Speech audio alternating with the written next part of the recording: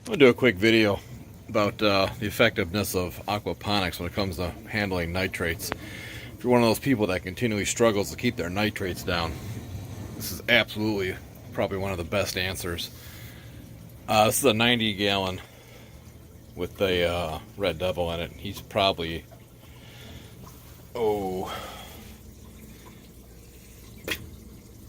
besides from attacking me through the glass, he's probably a good 8-10 inches long. So as far as bio load on the tank, he's a excellent example of a lot. This is a little trough I built out of just some plexi I had laying around. It's run by one of those little $3 pumps that maybe pumps 60 gallons an hour. You can get them for literally a couple dollars on Amazon. I've got bamboo in here. I've got pothos. I've got some water mint. Pretty much anything you stick in here will grow. I've grown celery in here. Yeah, you name it. I've thrown it in here at one point in time. I usually do water changes once a week. I let this tank go now for, actually it's 13 days. And after 13 days, I'm showing it's just over 20 ppm on nitrates. Now, he eats like a horse. There's a Fluval FX6 on here, which they're good filters, but they don't hold nearly the amount of biomedia that they should. So nitrates pretty much are 100% handled by this. Having plants that are exposed to air with the roots in your water system will always handle way more nitrates. They just eat more, they grow faster because they're not limited by CO2. I don't dose any ferts in this tank. I don't do anything. It's not CO2 injected. It's just a simple aquaponic system. Get yourself a small pump, any sort of tray, whether it be a planter or whether you make something, or a drywall tray from Home Depot works great. You know, mud tray. There's just a little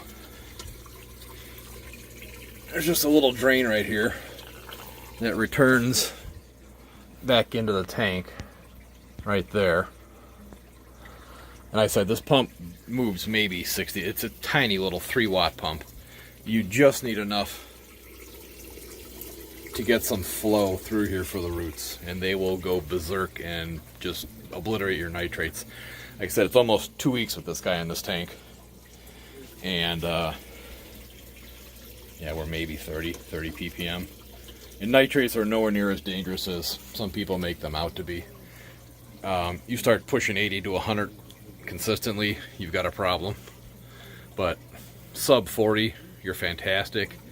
Even if you're hitting 60 to 80 as you do your water changes, you're not gonna have a problem. People think nitrates are worse than they are. They're not good by any means, but nowhere near like having ammonia.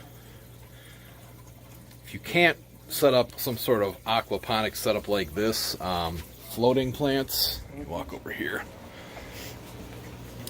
Any sort of floaters, I stay away from duckweed. I grow duckweed here because I give it to my cichlid fry, and they just devour it. But the bigger stuff in here is Salvina minima. It's water spangles. It's one of my favorite floaters. It doesn't go crazy. It will proliferate, but it's not like duckweed where it just gets out of control and will take over your house. The other thing is I've actually got water lettuce. I just did a water change here, that's why it's cloudy. I got everything stirred up. This is water lettuce out of one of my ponds, and I throw it in here over the winter just so I don't have to buy any come spring. But again, with that surface exposure, and these are actually great for the fry. They love the nibble on the roots.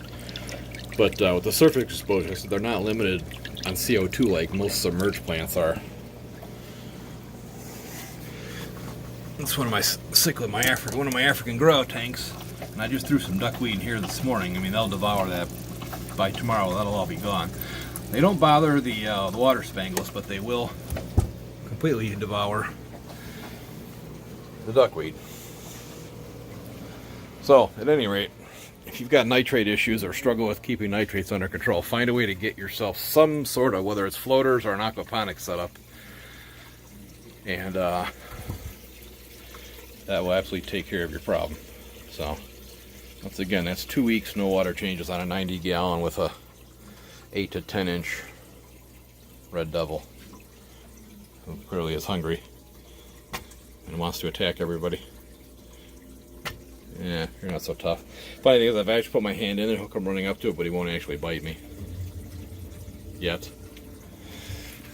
Alright, later.